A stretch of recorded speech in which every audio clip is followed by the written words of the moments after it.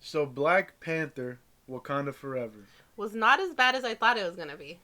right? And I think it's a solid movie in Phase 4, but it's not the way you would like to end Phase 4. 100%. We are the Phronesis Project. This is Lauren. And I'm Rick. So let's get into Black Panther.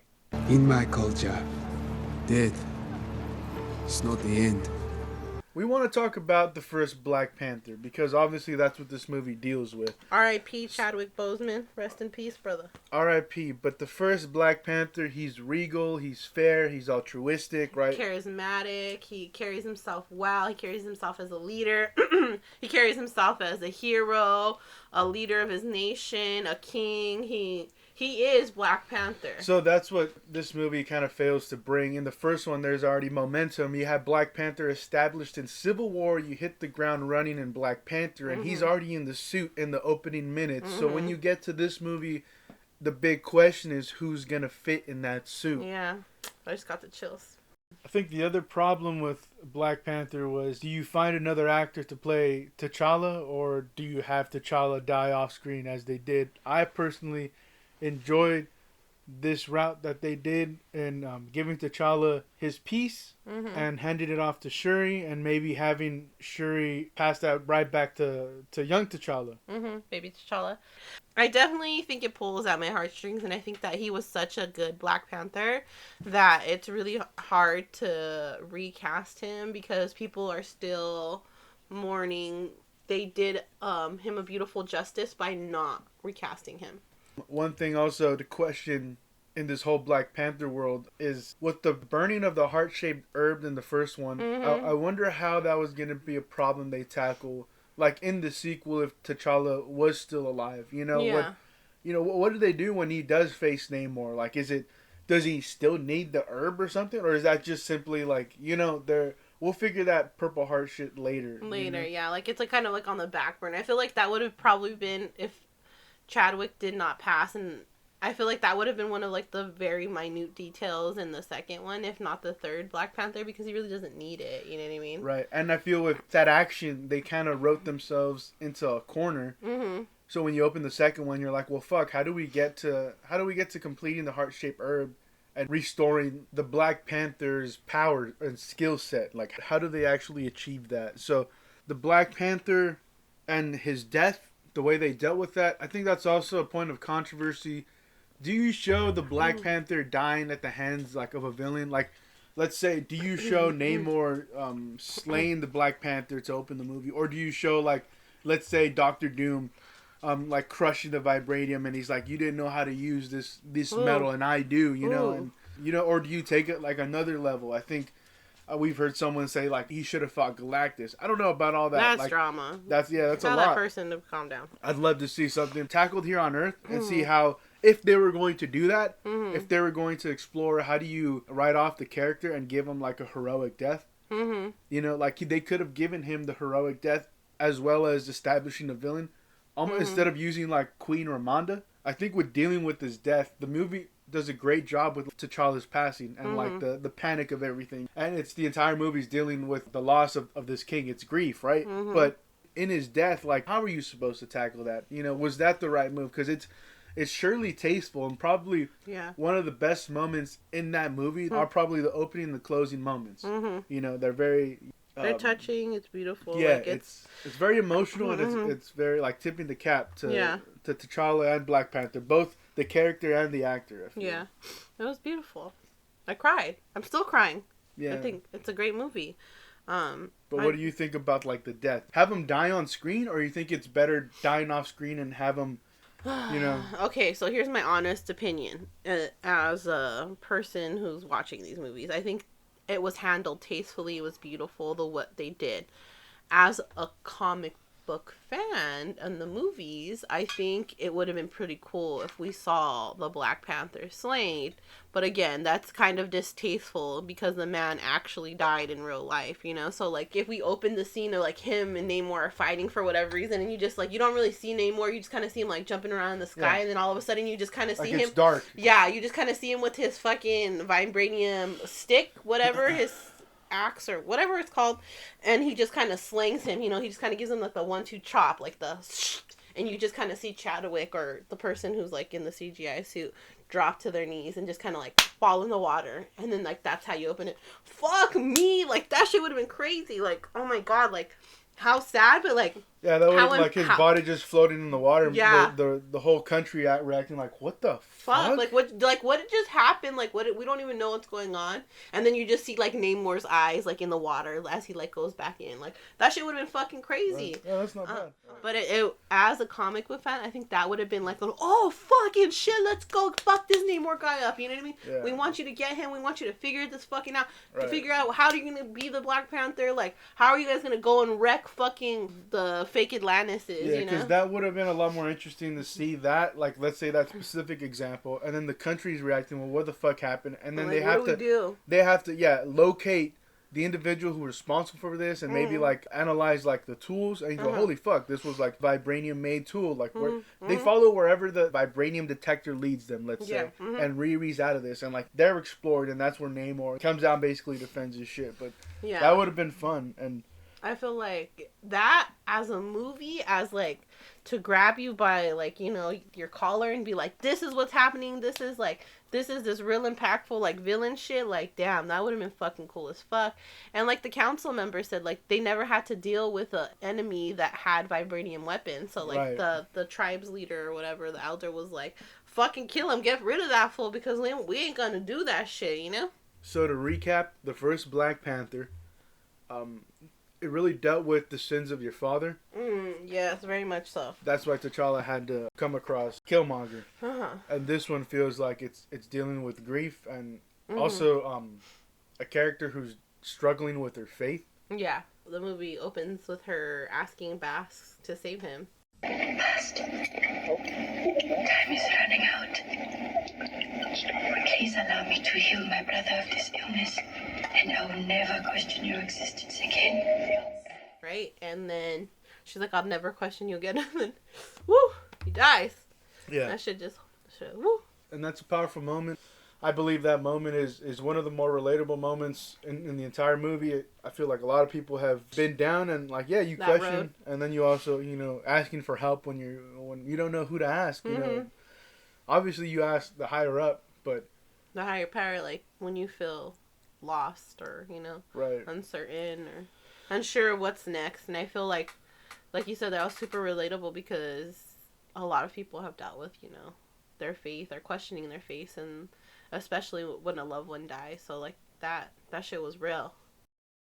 We find Shuri in her lab going through some tough emotions, and we are about to explore the ways in which she has to unpack those difficult emotions. Shuri, she's been through shit, right? Like she's lost her father, and then she snapped.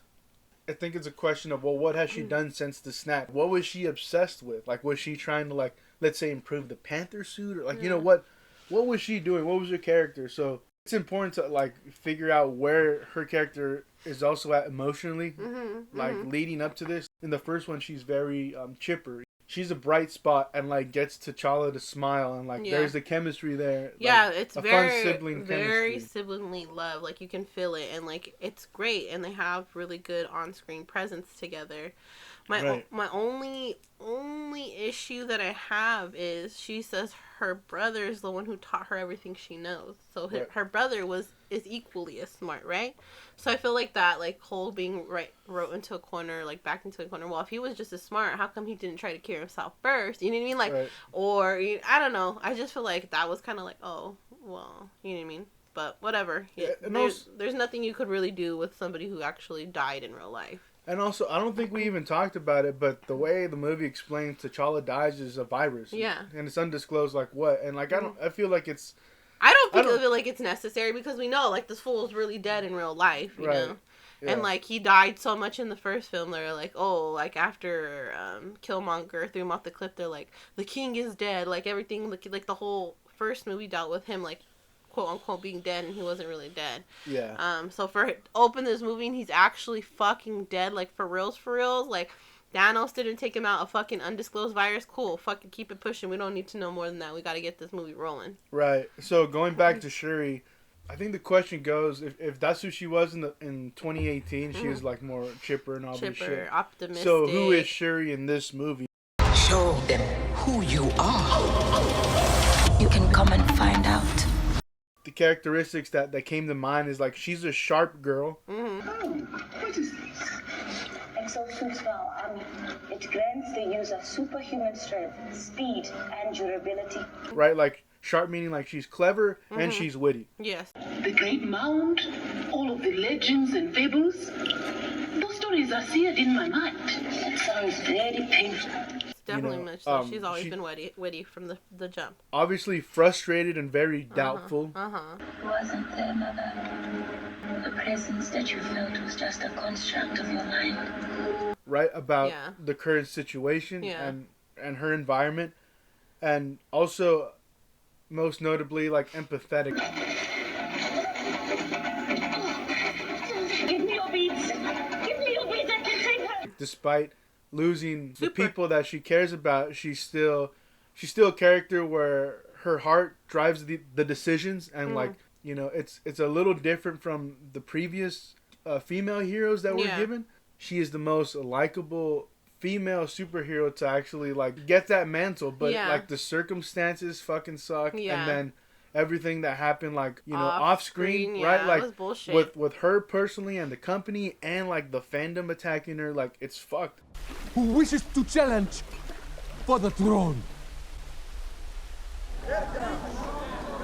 I think Shuri's a likable character. I just wish the actor took the responsibility of being the new Black Panther more seriously, and maybe with the delay of the movie, she could have squeezed in a little time to, you know, get just fill out a little more. Like bulk up. Like, we see Brie Larson training, and that bitch is skinny as fuck. You know what I mean?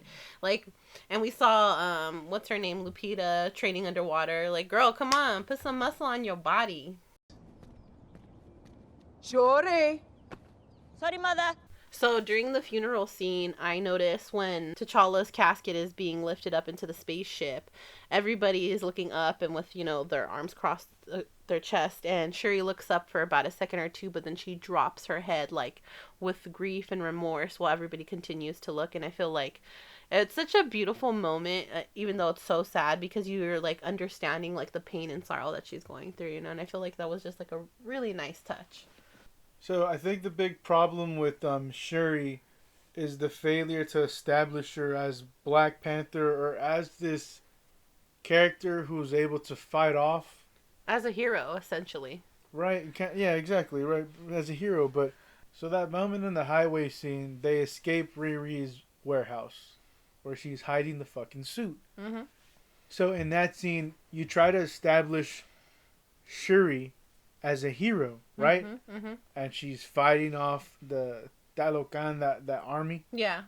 And you would build her up as the movie goes forward, but her lack of action sequences are fucking noticeable, and it's super annoying because it raises a lot of questions. Like, what is this? Is this because of her, like, fucking vaccination status? Is this because of, like, her back that she supposedly hurt while she was filming? Mm-hmm. You know what I mean? What is the reason for her, I don't know, lack of involvement in some of these scenes? Yeah, I feel like it's so lackluster there that it should have been an establishing moment for just Shuri as a character, not even her presence as the Black Panther yet, but like that, you know, that she's taking the steps to be the Black Panther because she's stepping up and trying to protect, you know, her general with Okoye, and then this girl that they're trying to protect from this army, right? And then we just see her laid out on the fucking floor, passed out. It's so lackluster. It's lame that she's basically knocked out for that entire fight, you know, and then she wakes up at the end to go, oh, hold on, don't fucking take the girl, take me instead. Yeah. I need Black Panther, you know, gusto. I want you to be that hero, even if you're not in the suit like T'Challa was. You know, he carried that presence with him when, in the first one, when they were interviewing, what's his name, Claw. And I just feel like I'm just missing so much from her as, like, a hero that I'm just like, come on, what is this about? Yeah, I wanted to be more tech based. I wanted to use her Panther claws. I wanted to have maybe those things were cool. something going on where maybe she doesn't want to fucking put on the suit just yet, but at least have some kind of fight in her. We do not need the herb, Mother. We need new technology. What of the Black Panther? Oh, I like that because you know how like Tony used his little blaster when they were like in Civil War and he just had that. Like if she's not Black Panther, like she could at least use the Panther blasters like you said. I feel like that would have been really cool. So all this madness kind of leads to the big question as who will be the new Black Panther? And I think there was a lot of gossip and rumors around that, especially with it being 2020 and COVID going down and all of like the cancellations of shoots and like they're pushing back the days and then the whole thing like everybody's got to be vaccinated and with her stance on Twitter saying like you should have your own right, we were like, well, is she not gonna be like, is she not, and so that leads us to think like, okay, well, who else could take her spot? M'Baku, Nakia and Okoye, I guess, are thrown around a little bit as a potential suitor. You do have moments where you think maybe someone else is meant to take this mantle because of all those question marks. Yeah, I totally thought it was going to be somebody else. Only the most broken people can be great leaders. Shuri's journey with Namor to Talokan. She's empathetic. She cares when like the fucking person is injured. Yeah. And she is being diplomat, right? She's definitely an advanced nation. It's state-dumb, right? Like this class is ready to go to war, and I'm sure they have specialization. Yeah. So it's fucking, it's complicated. It's not just this little fucking tribe, and it's not like a little apocalypto shit. You know? They get busy with it. Yeah, I definitely get that whole sense of her nobility and being a diplomat and a leader in that sense where she's there and she's, doing the peace talk and, we can't do this. We can't let you have her. I can stay and work things out with you. And he's like, no, like I'm not going to hear you and, cutting her down. But I feel like as a leader, she really showed herself in that form. And you want Wakanda to help you? That's madness. Yeah, I feel she's firm. She tries to be firm when she stands up to Namor in that moment. But she's a great dramatic actor, but that's where you start to see the cracks in her ability. Because with T'Challa and how Boseman portrayed T'Challa, every moment I feel like flawless. I don't think there was ever a moment where like I cringed. And I thought this guy would... Not at all. Like I think he delivered, like, truly, and he is a A-list actor. He is a big name, kind of thing. And it showed, like, and I was captivated when I saw him because it was like, you are T'Challa. Like I couldn't imagine anybody else as that, and with her and trying to like step into that role and be, the leadership and the diplomat, and there's just scenes where I just feel like it's lackluster. What matters is what I want, and what I want is Namor dead. I am the Black Panther, and I'm here for retribution. She can't perform to that quality that I feel like I wanted, Yeah, and it's nothing against her. Like I Not like at all. her. I really like her. I really like Leticia Wright. I think she's great. I just feel like we had that energy from Chadwick Boseman and the way he portrayed T'Challa so eloquently. And then, not that she didn't, it just feel like it's not to the same level of representation. I feel this has to fall on the director and the actor. Definitely. They're both in charge of this character, and they have to realize whether all the problems that are going on, that they're birthing this new character. It's still Black Panther, but you're literally creating like this different iteration of it, and it's, I don't know, it's gonna be scrutinized, and it's it's gonna be put under a magnifying glass, under the microscope. I mean, and it's definitely like, again, a crucial moment for the franchise, and you want every scene and every line with Shuri as Black Panther to be like a fucking home run.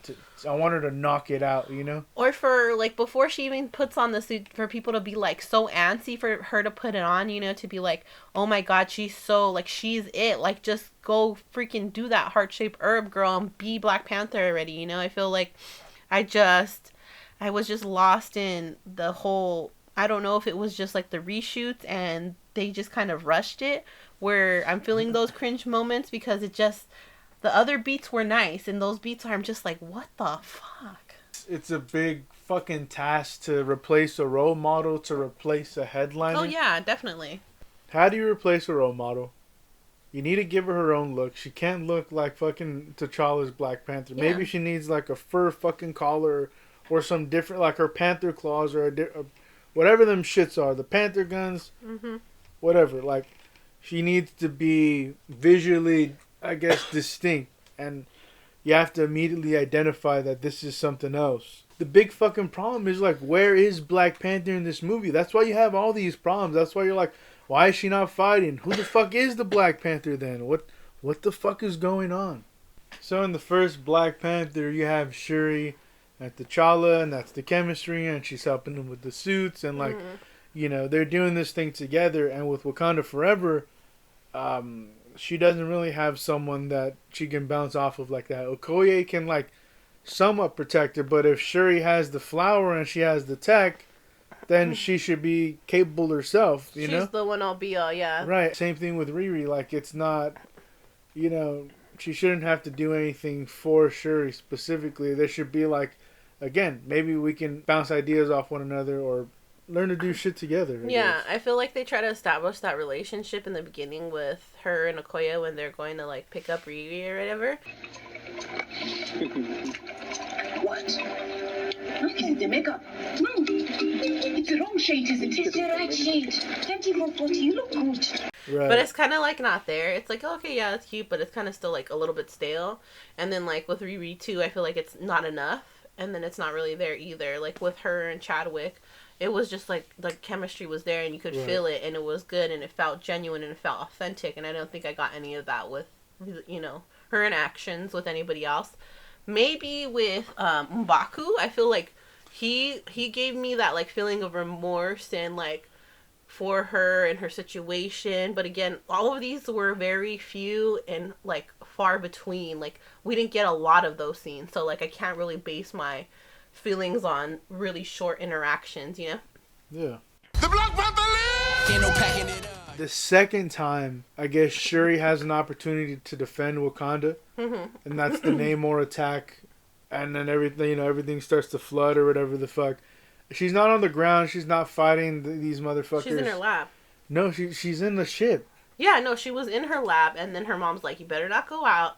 Then she goes out into the ship, and she's not there manning the streets with her people. Right, and it's so fucking lame because you can look at that scene and think what? That is definitely a reshoot because she's not there, and it's just kind of like when you see it, it's like cut to them in this ship, cut to the ship shooting over the fucking city, like ship this, ship that, but there's nowhere of them being inside the city and being on the ground because obviously that's gonna take too much money. Rather put these two fucking actors in the green screen and do this and add it later. It feels like Strike 2. Like, what the fuck? Like, give me the fucking Black Panther. You can't call this movie fucking Black Panther if you save that fucking thing till the end. Like, this is what's the annoying. Last 15 fucking minutes. Yeah, the sequel shouldn't feel like a fucking origin movie. Like, I get everything, the circumstance, and it's a part of her character's journey to fucking, you know, find peace and find this resolve and understand where her family comes from and what the Black Panther represents to, you know, her family and the nation and maybe to the fucking world. Like, there's levels to this shit. We still can't stress it enough how frustrating it is to have her lack of involvement. To be like, she put work in Endgame in a sense, or maybe Infinity War where she's defending and stuff a little bit, you know, but in this movie where it's supposed to be you, fuck. I want to see her get down and busy with it. The Black Panther has never failed to protect the world. One One of the moments that's supposed to define her character in this movie is going back to the lab, experiencing the loss of her mother, already going through the journey to Namor's fucking city or whatever the fuck it is, and then she has to come back and kind of put all the pieces together by herself. Yeah, because she's alone now in her lab, and we see her, look at the bracelet he gave her and use her analytical skills and be like, you know what, he said this came from underground vibranium flower. Let me use what was made from this to see if I can get a synthetic heart-shaped herb. And then, bam, we see that shit, She creates the fucking flower, and when she ingests it, that's one of these other moments of the movie that I feel has a bit of life in it, because it's like her vision. In the first one, he sees his dad, and you see the sky, and it's this like, this cosmic purple with these deep blue. Yeah. There's a certain feeling behind it. It's not like this bright white heaven. So when you get to her and who she sees, she wants to see her mom at the very least. And she doesn't get that. She gets the whole throne kind of being attacked, and both through water and through fire. You know what I mean? Obviously, it ties back to what Killmonger did. So when she turns around and she sees who's sitting at the throne, she starts to walk down the same path. Hey, little cousin, like, okay, Killmonger, I think she really wanted to see her family. Yeah, it would have been great to see her mom, but, like, you can experience the pain she's feeling just from the jump when she's pulling out of the water. It just feels all kinds of backwards. It's charging her fucking mind with a bunch of negative thoughts, because she didn't see what she wanted, and then she's seeing this ugly side of maybe the afterlife or whatever the fuck, and she's being led through the same rage that T'Challa had in Civil War, where like, oh, my kin has fallen, and like, you're fucking responsible. I want to tear your heart out of your fucking chest, kind of shit. Like, it's just, rage on flames, and it's interesting exploring that.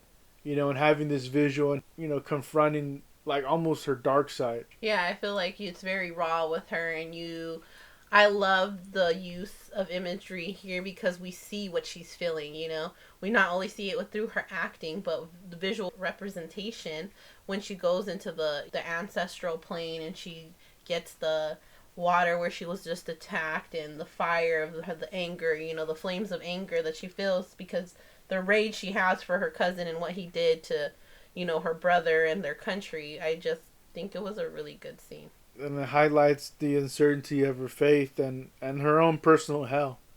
Definitely. So, she becomes Black Panther. She jumps down, meets M'Baku, has this, like, test of strength with him real quick. Yeah, the whole arm challenge. I'm just like, okay. I don't know how I feel about it, but I know they're trying to, like, speed shit up at this point at the end of the movie, so I guess they're like, we're gonna do this, and we're gonna know that you're the Black Panther by the strength. The Black Panther has unified Wakanda. So you roll into this whole thing. They attack Namor through a surprise attack in sea. Yeah. Kind of like taking the fight to his house. In that moment, she's leading this charge. She's her first, I guess, action as Black Panther is jumping off the ship with her sonic fucking mittens and shoots out rings of fucking of sound. You know what I'm saying? Like, that's her first act as this fucking hero and defending the shits. And I guess, like I said, you kind of want to play it up and have it mean a little more than what that ended up being. But with the battle scene, I like when she jumps off and uses her little sonic boom mittens, as you said. Yeah, I like that, but I get what you're saying. I feel like when they're on the ship, you want to see her as Black Panther, and you want her to go fucking balls to the wall and start fucking people up with her fucking Black Panther fucking vibranium claws, like bam, bam, bam. And then when she fucks up so many people and you just see them laid out, sprawled out, bam, you jump off, and then you get the fools on the side, bam, bam, bam, and that's cool. So, I feel like, could they have done more? Yeah. Something's missing, you know what I mean? And especially, like, in those moments where she has high energy and she's trying to be firm, and it sucks. Again, like, I'm rooting for her. Like, yeah, I'll tell you right now, like, I'm rooting for her. I want her to be, like, this kick-ass fucking hero. Not because women are the best ever. It's just, I like that character, and I think it's an interesting progression. Handing it off to her, given these circumstances. All right, kid, like, here's your fucking shot, So she fights. She puts Namor in the corner. their plan is executed, which is fish fry the fucker. You know? Yeah. And then she cuts off his like wings and all this, and Namor has ankle wings. His ankle wings, yeah. And then Namor has this one final like stab at, I guess, at her life before he tries to go back to the water and rehydrate or whatever the fuck. Rejuvenate himself. Yeah. He stabs her and she's bleeding out. She's pinned. You know, she cries in pain, but just kind of, you know, cries, and she has those flashbacks, right? And she has this resilient moment. She snaps off the thing and pulls herself out, but it's led by rage, and you know, you have these Killmonger flashbacks that, I don't know, that lead to this other moment where she's in front of Namor and she wants to take his life. She has like a flashback and everything starts to be undone. Oh, that's right. That's Remember, right, like that's the right, water, that's right. like yes, the way like it moves and like I like that scene. Thanks for bringing it up because it's comparing their like lives almost. It's him when he's little, then her, and then all of it kind of leads up to show them who you are. I think it did a really good representation of showing how similar the kingdoms were like, or the nations, and then to show that flash while she's gonna take his life, and it's like showing you the adrenaline she's feeling, the anger she's feeling, the rage she's feeling, but also is showing you the core of the person, and that she is really good, and that she's not fueled by rage and anger, but it is grief that's, you know, taking over her. But when I lost my brother, Jazz felt different. He suffered in silence. When he finally asked me to help and I couldn't. How does that make sense? That the ancestors would give me gifts and skills to help me save my brother and I couldn't. Why? Like, her empathetic nature is really what aligns her more like her brother. Like, there's the comparison where she starts to see life, and you know, the perspective is not always going to be from the king or from the queen or through Wakandan eyes, you know what I'm saying? Yeah. It's going to be like, well, this world is a little bit bigger than just Wakanda and kings and queens. Like, a lot of people suffer, and like a lot of people need help, and it's a beautiful moment where she goes through this series of shits, and then Emotions, you see that shit. I think it's her mom, and then she's like, show them who they are, right? It's a beautiful fucking moment. I would have loved to see something. She says the line and she delivers it, show them who you are, but then out comes Pa, and then lastly out comes T'Challa, and like they're looking at her, and she has this moment, and it's so profound, where it's like, this is the lineage, and like they are what it means to be Black Panther, and they are what it is to be the leaders of Wakanda, and then on top of that, they are what it is to defend Earth from fuckers like Thanos. Like, that's what it's gotta be, and like, I think it would have been a pretty sweet moment, and it's tough. You don't want to show T'Challa in this movie like that ever. Like, you don't want to, you know, the flashbacks from the previous work. It's not him unused footage or something like that. Here's a real life T'Challa looking out at you at this, like, you making the same choice he did, you know, and forgiving someone and building towards something better, you know, for the world. And like, that's why she breaks the deal off with Namor, right? And she's like, all right, we're going to move forward together, but under my terms. And there's something here that they could definitely work with. I definitely would have tweaked Shuri a little bit to make her stand out and make her truly be the lead in this movie. I want her to have more action, first and foremost. Definitely. And I kind of want her to be in a suit as a response to T'Challa, you know, in the sense of like a person prematurely becoming Black Panther and dealing with everything that comes with that. So when the highway scene happens, let's say when she actually has to go into Namor's, like, I want her already to be Black Panther, and I want her to be in over her head. Naturally. Like, what the fuck am I doing? Right, to have that feeling, but then also to be able to match that as an actor in the midst of all this fucking chaos and be like, well, it lends to maybe something more real and organic than something that's cheesy and hammy, I guess. Yeah. The confusion and uncertainty of being queen or leader or Black Panther.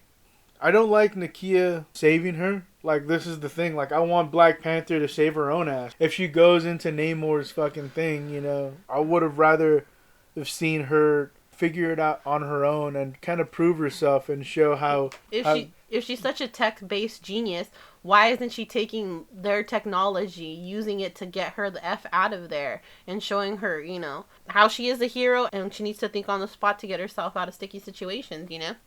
I think it's better off if she's just, again, there's no spy. She's doing her thing and she's trying to figure out in the midst of this. And it's not like she's Black Widow. She's not trying to seduce fucking Namor, you know? She's still trying to be the Black Panther. The only difference is that it's Shuri under that costume, you know? It just would have been better if she's handling business like that. And maybe she still loses her mom and is taunted by Namor, you know, because she broke out and everything that happens with that, and, you know, allows her to get that heart-shaped herb, and that's what was lacking, you know. Maybe before she's just in the suit, she doesn't have the Panther, so she's just, it's a big bluff, you know, and she's just trying to make do, and it isn't until she infiltrates Namor and his fucking people and everything that they have access to where she realizes, hey, you know, I can use my wits and my brilliance and apply it and take this. He said he's a fucking mutant. This thing gave him powers. Let's try this thing out. Let's see if this is going to help in the artificial herb, you know, simulation or whatever the fuck it is. Maybe this is my time travel Tony Stark endgame moment where I just need to fucking have everything that clicks, because it's definitely written that her character is this brilliant fucking individual, so I just want to see those scenes. I want to see her, again, establish herself as this hero. Win us over, you know? Tough situation, but fuck, like, that's it. Like, it would have come off in a better fucking way, and everything could be kept the same. I'm not asking for a huge rewrite. I'm just asking for more participation from her character, and if you're gonna put her in a corner, you know, how does she fight her way out of that? It needs to be organic, and it needs to be from her, and it needs to show her progress as a fucking hero, and it just doesn't do that. Shuri, overall, I really like the actress. I like the dramatic performances that she brought to this. I just would have loved to see the action that she could bring, not just in those couple minutes. To end the movie, I want to see what she can do. If you're going to be a headliner, you kind of have to do it all. She don't have to sing. She can cry, but I also need to know if she can punch and kick. Yeah. I needed it to be throughout the movie so I could see her as that first class star, as a representation, as a woman, as Black Panther, as a hero. And I feel like she did a good job, but it could have been better. Could Shuri beat T'Challa for the throne? I think I could. I think she could.